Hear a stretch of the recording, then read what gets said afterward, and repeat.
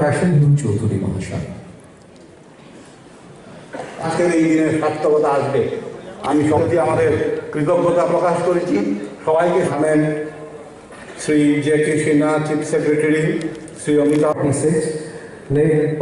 Fashion থেকে দস্তার school of studies Agartala skill already চেষ্টা করেছে ওনার সঙ্গে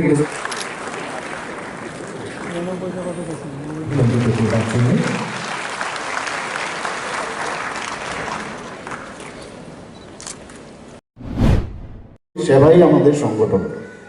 তো আমরা প্রতিটা মানুষের কাছে যেতে চাই, আমরা চাই যে এক ঘরে খালি শুধু সবাই চাকরি পাবে সেরকম না, প্রতি ঘরে যেন চাকরি সুবিধা হয়, পাশাপাশি রোজগারের যেন ব্যবস্থা হয়। সেই ব্যবস্থা আপনারা দেখেছেন যেভাবে TRLM থেকে শুরু করে আজকেও আমি আসার আগে এখানে গ্রামীণ ব্যাংকের একটা নতুন 101টা আরও নতুন ব্যাংকের ওরা ব্যবস্থাপনা করেছে। তো বিভিন্নভাবে আমরা ব্যাংকের মাধ্যমে সাহায্যের মাধ্যমে আমরা মানুষের যাতে রুজি রোজগারের ব্যবস্থা হয় এবং আত্মনির্ভর হওয়ার যে চিন্তা ভাবনা প্রধানমন্ত্রী বারবার বলেন সেই বিষয়ে আমরা কাজ করছি। আমরা কোনো ভাওতা দেওয়ার সরকার আমরা এর আগেও দেখেছি এবং তুচ্ছ তাচ্ছিল্যর যে একটা বিষয় সেটা ছিল। মানুষকে তার সম্মান দেওয়া এবং সে যেন এই ত্রিপুরাতে বা পৃথিবীর মধ্যে বা ভারতবর্ষের মধ্যে বাস করার তার যে যোগ্য এবং তাকে সম্মান দেওয়ার যে অধিকার, তার থেকে আমরা কোনো অবস্থায় চাই না তাকে আলাদাভাবে দেখা। আমরা কোনো পার্টির চিন্তা ভাবনা করি না। যখন সরকার আসে আগে কি হতো, একটা পার্টিকুলার একটা তাদের পার্টির অফিস থেকে নিয়ন্ত্রিত হতো সরকার।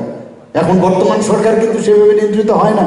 একটা সরকার সবার জন্য সরকার। আজকে এখানে যাদেরকে অফার দেওয়া হলো, যেভাবে ট্রান্সপারেন্সির মাধ্যমে অফার দেওয়া হয়েছে, আপনারা জানেন যে টেটের মাধ্যমে এখানে যারা যারা পেয়েছেন ওদের ফ্যামিলি বা ওরা কোন পার্টি করে বা কোন রিলিজিয়নে বিশ্বাস করে সেই দিকে আমাদের দেখা হয়নি। তো সেইভাবে আমরা স্বচ্ছতার সাথে আমরা কাজ করছি। আমাদের প্রধানমন্ত্রী নরেন্দ্র মোদীজি বারবার বলছেন এই অস্বচ্ছতার যে রাজনীতি এতদিন ধরে বিভিন্ন সরকার যারা ছিল এর আগে ত্রিপুরাতে বিশেষ করে অস্বচ্ছতার মধ্যে ওরা মানে জল ঘোলা করে ওরা মাছ ধরতো, সেখানে করতো, আমরা দেখতাম। ওনারও জন্মদিন এবং সেটাকে আমরা সুশাসন দিবস হিসাবে গুড গভর্নেন্সের আমরা চিন্তা ভাবনা আমরা সবসময় বলি এবং সেই গুড গভর্নেন্স সুশাসন দিবস এবং প্রতি ঘরে সুশাসন সেটা কনভার্জেন্স হয়ে 25 তারিখ আমরা শেষ করছি। তো এই সরকারের যে সুশাসন আমরা বলছি, গুড গভর্নেন্সের যে বিষয়টা আমরা বারবার মানুষের কাছে নিয়ে যাওয়ার চেষ্টা করছি, যে আমাদের উপর আস্থা রাখার যে বিষয়টা সেটা আমরা চেষ্টা করছি। আপনারা যেটা রতনদেব বলেছেন, এখানে আমাদের এডুকেশন মিনিস্টার বলেছেন যে আগামী দিন আপনারা দেখবেন যে 1 নম্বর গুজরাট মডেল আমাদের উইথ ডিউ রেসপেক্ট আমি বলছি যে 1 নম্বর ত্রিপুরা বানানোর যে চিন্তা ভাবনা আমরা করছি সেটা অবশ্যই আমরা করব। খালি আমাদের উপরে খালি বিশ্বাস রাখতে হবে। আরে আমাদের যদি মানুষের প্রতি আমরা দায়বদ্ধ থাকি, মানুষের দুঃখ দুর্দশা নিয়ে আমরা যদি চলতে পারি। আমি কিছুদিন আগেও আমার সরকার একটা পোর্টাল আমরা অলরেডি সেট আপ করেছি। সেখানে কি এই পোর্টালের উদ্দেশ্যটা কি? এই ওয়েব পোর্টালের অর্থ হচ্ছে যে যেখানে সমস্যা হচ্ছে গ্রাম স্তর থেকে আরম্ভ করে আপনার সাব ডিভিশনাল লেভেল থেকে আরম্ভ করে ডিস্ট্রিক্ট স্টেট সব জায়গায় কোথাও কোনো রাস্তা খারাপ, কোনো বিজলি নেই, সাথে সাথে আপনি ফটো তুলে আপলোড করবেন এবং সেটা একদম নির্দিষ্ট সময়ে কালার কোডিংও আছে যে সেটা সম্পন্ন হয়েছে কিনা কাজ।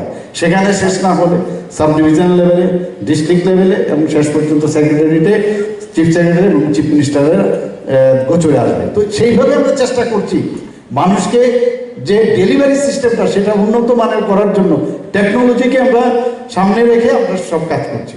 তো সব কাজ 100% হবে, সবার চাকরি হয়ে যাবে সেটা কিন্তু আমরা গ্যারান্টি আমরা দিতে পারি না। আমরা যেটা পারি সেটা হচ্ছে যে আমাদের চেষ্টাটা আছে কিনা, এবং আমি নিশ্চিত যে আমরা যেহেতু এই চিন্তা ভাবনা আছে আমাদের টিম, যে আমাদের ত্রিপুরা সরকারের যে টিম টোটাল সবাই চেষ্টা করছে, সমস্ত মন্ত্রীর থেকে আরম্ভ করে ইভেন আমাদের জনপ্রতিনিধিরা MLA-রা যারা আছেন সবাই চেষ্টা করছেন প্রতিনিয়ত গ্রামে গঞ্জে হাট বাজারে সব জায়গায় যাচ্ছেন। উপায় নেই, এর থেকে আলাদাভাবে নিজেকে আয়েশ করে জীবনযাপন করার কোনো সুযোগ নেই। আমরা চেষ্টা করছি, আগের সরকারকে আমরা দেখতাম খালি নানা রকম স্লোগান দিয়ে খালি এইগুলোই করতো, মানুষকে বিভ্রান্ত করতো। আর আমরা যা বলি তাই করি।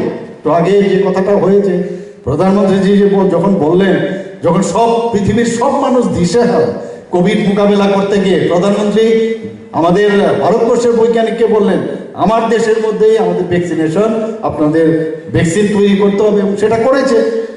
এবং সেই সুবাদে আজকে আমরা এখানে যারাই উপস্থিত আছেন আমরা কিন্তু বেঁচে আছি।